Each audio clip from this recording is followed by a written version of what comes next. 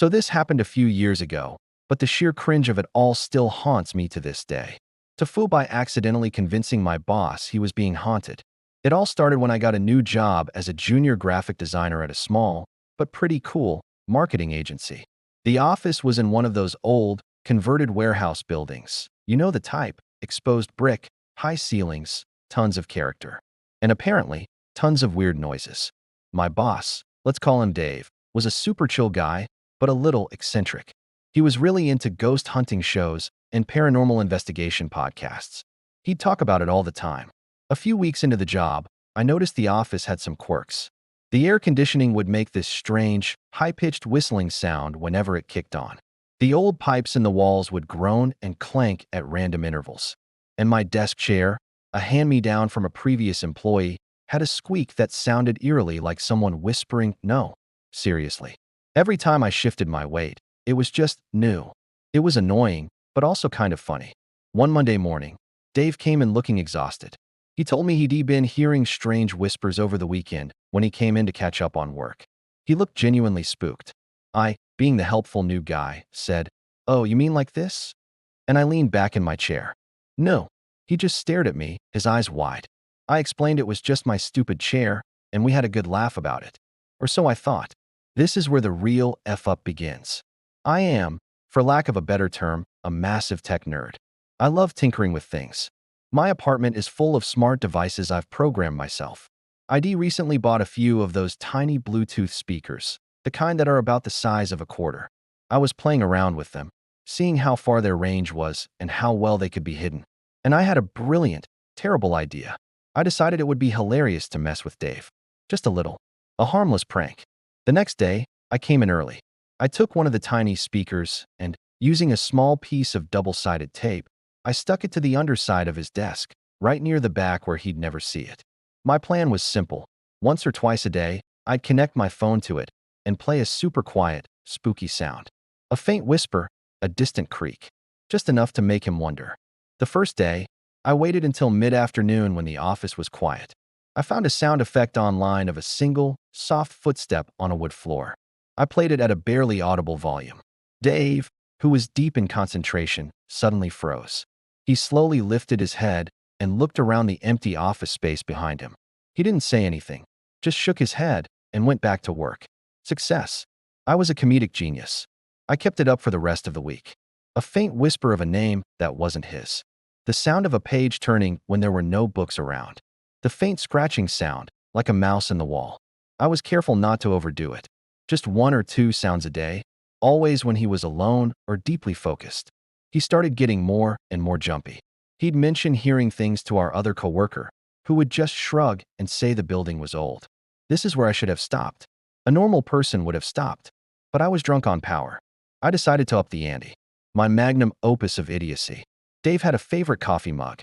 It was this big, ceramic monstrosity with his university logo on it. He used it every single day. One evening, after he left, I stayed late. I took his mug from the drying rack, and on the very bottom, in the small, unglazed ring of ceramic, I used a super fine point permanent marker to draw a tiny, almost unnoticeable symbol. It was a weird, vaguely occult-looking symbol I'd made up on the spot. It looked like something you'd see in one of his ghost hunting shows. Then I put the mug back. The next morning, he made his coffee as usual. An hour later, I heard him make a weird noise. I glanced over. He was holding his mug, staring at the bottom of it with an expression of pure horror. He quietly got up, walked to the kitchen, and I heard him throw the mug in the trash with a loud thud. He came back to his desk and didn't speak for the rest of the day. Okay, now I was starting to feel a little bad. I had clearly crossed a line. My hilarious prank was genuinely freaking him out. I vowed to stop. No more sounds, no more symbols. The prank was over. But the universe, it seemed, had other plans. The very next day, things started happening that had nothing to do with me. The power in our half of the office flickered and went out for a solid 10 minutes. The building maintenance guy said it was a faulty breaker. Dave was convinced it was the ghost. Later that afternoon, a framed picture on the wall randomly fell down. The nail had just come loose. Dave practically jumped out of his skin. He was now a true believer. He started talking about how the entity was getting stronger. He told us he was bringing in a professional. I thought he meant an electrician or a contractor. Oh no. The following Monday, Dave introduced us to a woman named Serafina. She was dressed in flowing scarves, had a lot of crystals around her neck, and was carrying a bag full of sage, bells, and what looked like a TV remote with an antenna on it. She was a paranormal investigator and medium. She was here to cleanse the office. I had to sit there, at my desk, pretending to work, while this woman walked around the office, ringing a bell and chanting. She kept saying she felt a mischievous but powerful presence concentrated right around Dave's desk. I nearly choked on my coffee. She pointed her ghost-detecting TV remote at the wall, and it started beeping frantically. She said there was a portal in the supply closet. The grand finale was the cleansing ritual. Serafina had Dave sit at his desk while she lit a huge bundle of sage. So much sage the smoke alarm almost went off, and waved it around his head, commanding the spirit of the trickster to depart from this mortal plane. Dave sat there with his eyes closed, looking both terrified and relieved. And me? I was trying so hard not to laugh that tears were streaming down my face. I had to pretend I was having an allergy attack from the sage smoke. It was the most surreal and agonizing hour of my professional life. At one point, Serafina looked directly at me and said, "The spirit is laughing. It thinks this is a game." I felt my soul leave my body. After she left, having declared the office spiritually sanitized, the atmosphere was different. Dave was much calmer. He seemed genuinely grateful. He even gave me a small bonus at the end of the month for being so supportive during a difficult time. I felt like the world's biggest fraud. The best part?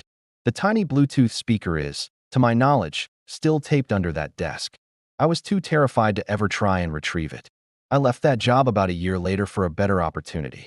Sometimes, when I'm feeling down, I imagine a new employee sitting at that desk, accidentally connecting their phone to a mysterious, unpaired Bluetooth device, and starting the whole cycle all over again.